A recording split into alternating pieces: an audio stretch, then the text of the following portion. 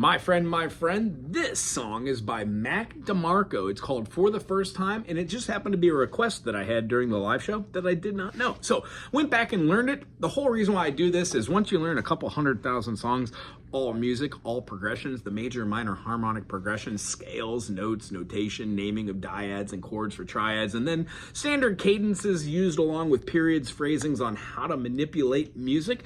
So you can play the things that you hear inside your head and have fun staying within a key and not hitting any kind of wrong notes. The whole process takes years, but if you practice every day, it gets easier. The whole reason why I do this channel is to demystify music theory, a little bit of dynamics, and then vocabulary so you're able to play the songs you love. This one, as I said, was a request. I had never seen it or heard it before, and I dig on it.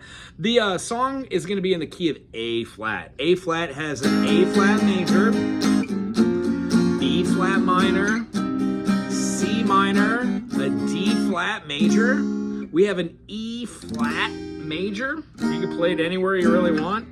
F minor is its relative minor. We're going to be playing a lot of the F minor here. And then G diminished goes right back into our A flat. For this song, we're going to have an F minor 7, which means we're going to B-A-R-R-E, that first fret. We're going to play both of these notes to get the foundation, and then remove that pinky to give it the 7th, the E flat. Beautiful. This one has like a feeling of, while she's been away, living day to day. And then we've got our E flat 6. So when we play this E flat 6, we're essentially going to be going back and forth between two different chords over and over and over again. Our F minor, down this time, simply being alive is rough. You could also just bar this and put a finger out.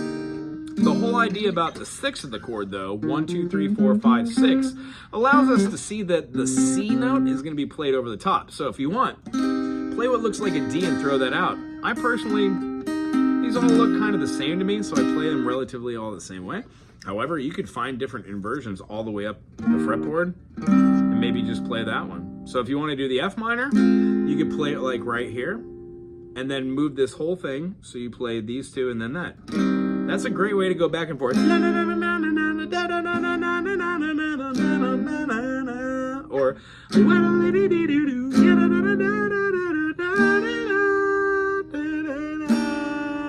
you can also play these two and then move this down. I love doing this one. It's more like what would it be, like a minor 11, add 11. Anyway, theory. When we go all the way through the first verse, we're definitely gonna have that F minor 7 to the E flat 6. You can even use both. You don't have to stay within that key.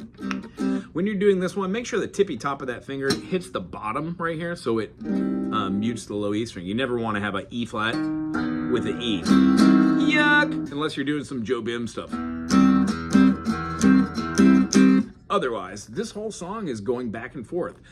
In form, or what a song sounds like, the progression is F sharp minor. F minor, but we make it a 7, and then it goes to the E flat, but we're definitely making it into a 6. So the hypothetical way to play all these is come up with a chord structure that works for you and then use that.